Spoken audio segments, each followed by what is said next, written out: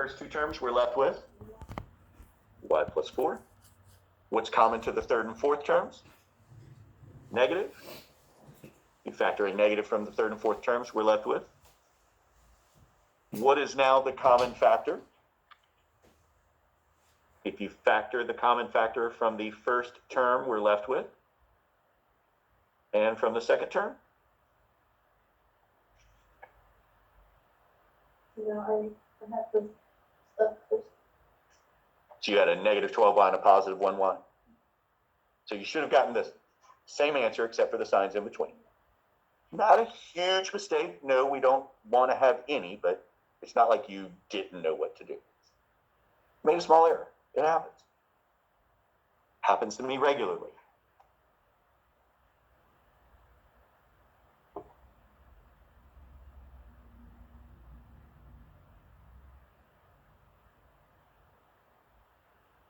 Any others?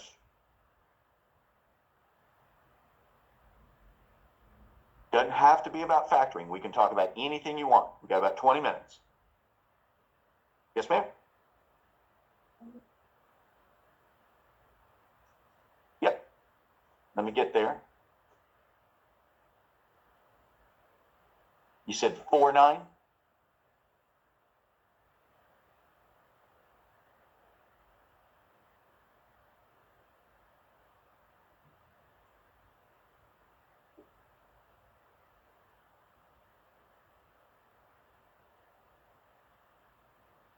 All right, so this kind of piggybacks off of what Dylan was even asking. The piecewise function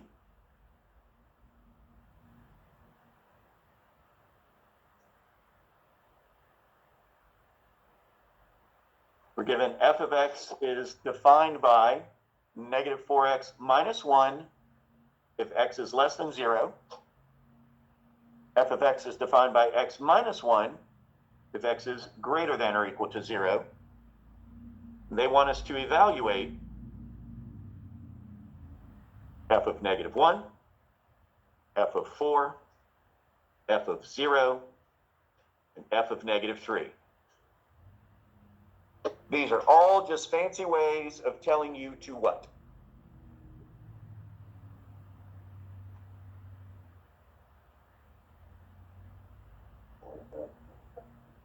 Plug in an x value. Right? If the function says f of x is equal to, and this notation says f of negative 1, that means negative 1 is now in place of x. The added curveball with a piecewise function, we also have to pay attention to the restriction on the domain. Which piece am I supposed to use if x is equal to negative 1? The first or the second piece? The first. Because this says we only use the first if x is what? Try one more time. If x is less than 0. Is negative 1 less than 0? It is. That means we have negative 4 times negative 1 minus 1.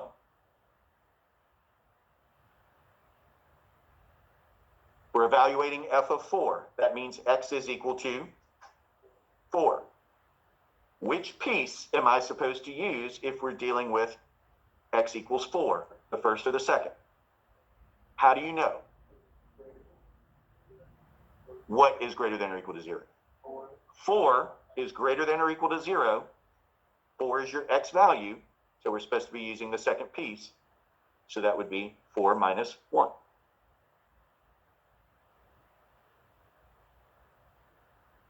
They're trying to get tricky.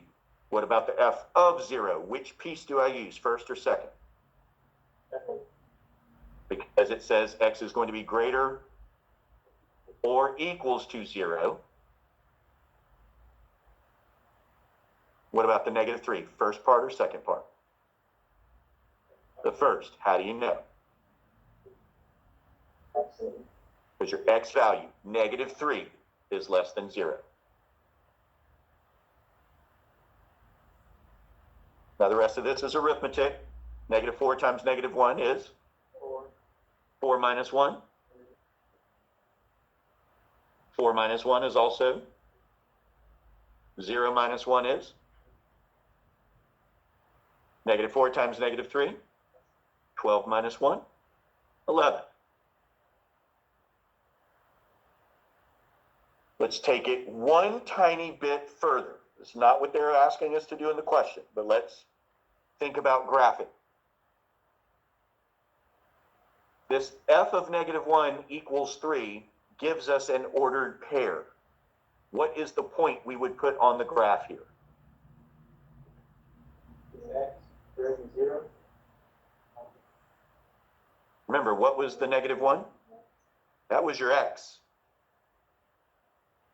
So what goes first in your ordered pair? The x, negative 1.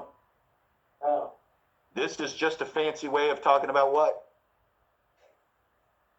No, x is on the inside. The f of is a way of talking about the y, the output. So what was the y coordinate? 3. What's this ordered pair? Keep going. Here. negative 3 and 11. So when Dylan was asking about how we know to plot the points on piecewise graphs, this is how we're getting those values.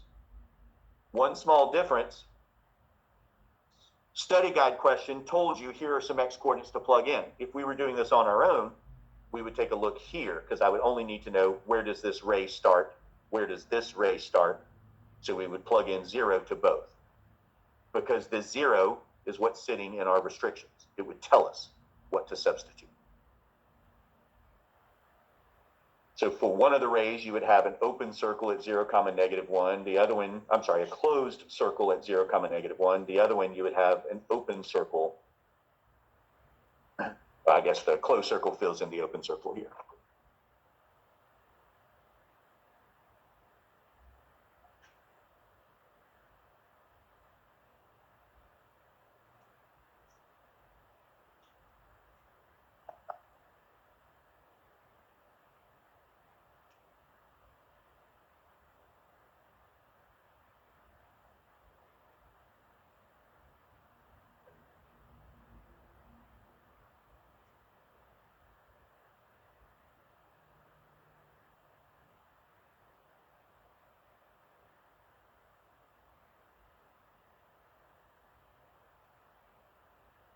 Anything else?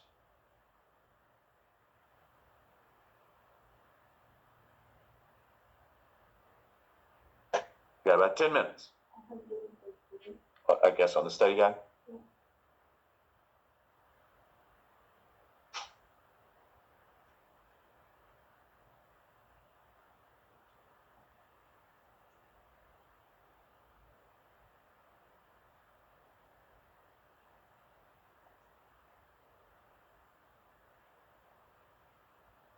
One of the later things that we've done, I give you the solutions to a quadratic, you have to write the equation. There was a way that I showed you to do it that I thought was the easiest, but then I also showed you other ways that were more algebraic. What did I suggest you do if I gave you two solutions to a quadratic equation and asked for it? Sum and product. Which means you take these two numbers and you add them together. You take these two numbers and you multiply them together.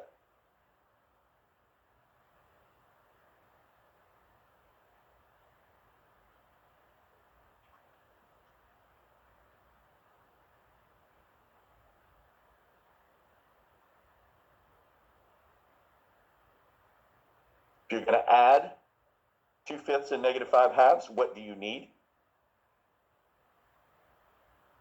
Common denominator. What would be a good one? 10. What am I going to do to 2/5 so that I have a fraction with the denominator of 10? Multiply by 2/2. Because 2/2 is equal to what? 1. It's 1. You can always multiply by 1 without any fear of changing the question, the value of a number. This is still equivalent. What about the 5/2? What would we multiply it by to get a denominator of 10? 5/5. 2/2 times 2/5 is 4/10. 5/2 times 5/5. 25 tenths. And now that we have common denominators, we can actually subtract these fractions. We just combine the numerators. 4 minus 25 is negative 21. Now let's multiply the two numbers. Since August, I have begged and pleaded and penalized you if you didn't do what when you're multiplying fractions?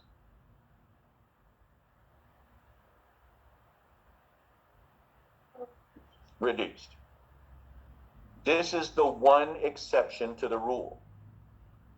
Because if you're going to do the sum and product technique, you need the denominators for both the sum and the product to be the same. If you were to reduce the 5s and the 2s, would you have a denominator of 10? No. You would have to turn right around and get a common denominator. So work smart, not hard. Notice that if you multiply these two fractions together, the denominator is going to be what? 10. What do you want the denominator to be? 10. So let's not reduce. I know it feels like we're contradicting ourselves, but this is the one time we're not going to do it.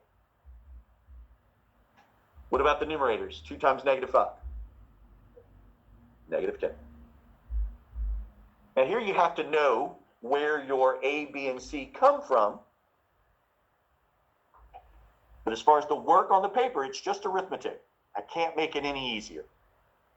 What would be your quadratic expression that comes from this work?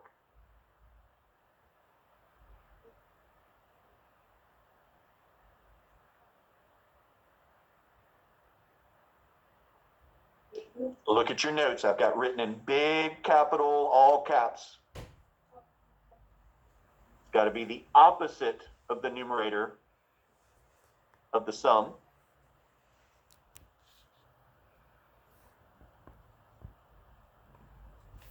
And you will always be asked to write a quadratic equation. So don't just write an expression.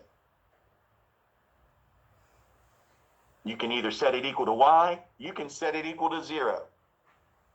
Just set it equal. Don't just write an expression.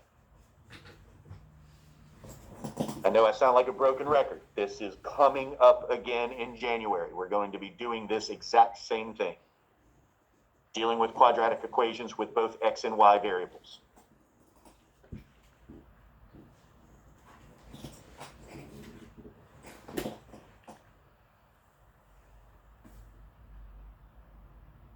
Does anybody want to see it the other method?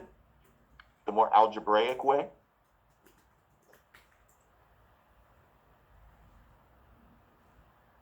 Okay. It is still, it's in the same section with solving quadratic equations.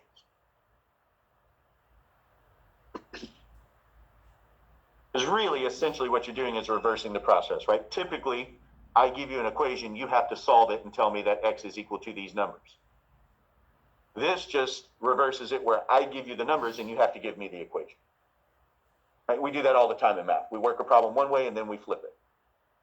So that's still 7-3.